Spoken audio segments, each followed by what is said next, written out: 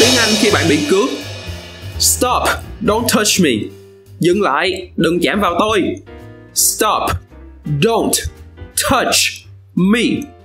Stop, don't touch me. Stop, don't touch me. Someone help, I'm being robbed. Ai đó cứu tôi với, tôi đang bị cướp. Someone help, I'm being robbed. Someone help, I'm being robbed. Someone help, I'm being robbed. Take my wallet and leave. Hãy lấy ví của tôi và đi đi. Take my wallet and leave. Take my wallet and leave.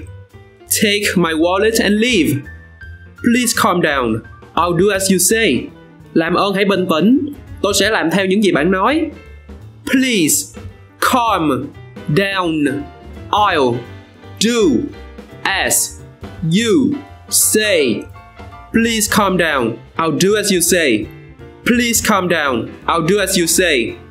I won't report you. Just let me go. Tôi sẽ không tố cáo bạn.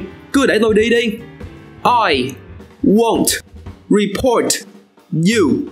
Just let me go. I won't report you. Just let me go. I won't report you. Just let me go. I'm not fighting back. Please don't hurt me. Tôi đang không chống cự lại. Xin đừng làm hại tôi. I'm not fighting back. Please don't hurt me. I'm not fighting back. Please don't hurt me.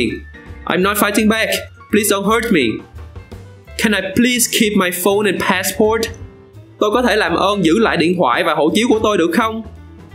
Can I please keep my phone and passport? Can I please keep my phone and passport? Can I please keep my phone and passport? I need to find the police station. I was robbed. Tôi cần tìm đồn cảnh sát. Tôi đã bị cướp. I need to find the police station. I was robbed. I need to find the police station. I was robbed. I need to find the police station. I was robbed. Vậy là hết bài. Bạn thắc mắc điều gì về tiếng Anh? Nói mình nghe trong phần bình luận bên dưới. Mình là Dĩ Lê và đây là EngBits. Hẹn gặp bạn lần sau.